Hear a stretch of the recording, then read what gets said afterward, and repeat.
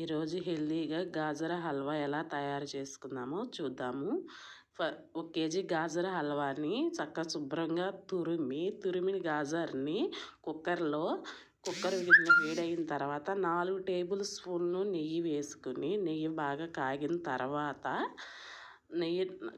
తర్వాత గాజర్ తురుముకున్న గాజర్ని తీసుకుని దాంట్లో మొత్తం నెయ్యి మొత్తంలో కలిసేటట్టు మిక్స్ చేసుకోవాలి. మొత్తం బాగా మిక్స్ చేసుకున్న తర్వాత 4 నిమిషాల వరకు అట్లాగే ఫ్రై చేసుకుంటూ మిక్స్ చేసుకోవాలి. మిక్స్ చేసిన తర్వాత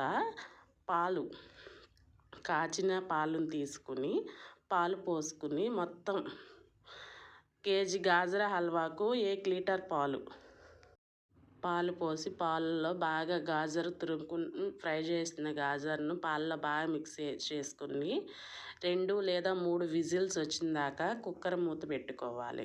2-3 విజిల్స్ వచ్చిన తర్వాత గాజర హల్వా ఎలా ఉడికిందో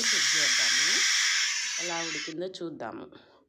ఒకసారి ఈ విజిల్లో ఉన్న ఆవిరి మొత్తం తీసేసి తర్వాత చూడండి ఎలా ఉడికిందో ఫ్రెండ్స్. చూడండి ఎంత కలర్ఫుల్గా ఎలా ఉందో, చక్కగా ఉడికింది. కొంచెం నాకైతే పాలు ఉన్నాయి, ఆ పాలు కూడా మొత్తం కలిసేటట్టు ఇంకా 2 సార్లు విజిల్స్ వచ్చేటట్టు చేసుకున్నాము.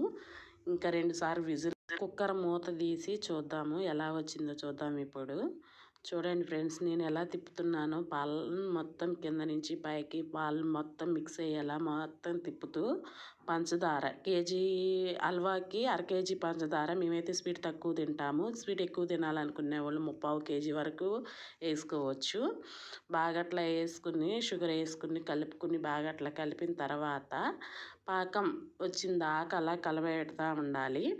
తర్వాత యాలక్కాయల పొడి వేసుకుని కొంచెం ఇంకా 5 నిమిషాలు ఫ్రై చేసుకుందాం ఫ్రెండ్స్.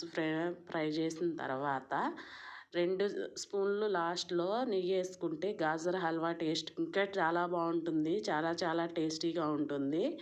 మనకి ఎంతో హెల్దీ అయిన గాజర హల్వా అయితే రెడీ అయిపోయింది. కలర్ఫుల్ అయితే మస్తు ఉందండి. చూడండి ఎలా ఉందో, చాలా బాగా చక్కగా కుదిరింది. మా ఫ్యామిలీకి అయితే గాజర హల్వా చాలా ఇష్టము. ఓకే ఫ్రెండ్స్, ప్లీజ్ ఫ్రెండ్స్ కొంచెం సపోర్ట్ చేయండి ఫ్రెండ్స్. మా బాబుకి అయితే గాజర హల్వా చాలా ఇష్టం ఫ్రెండ్స్.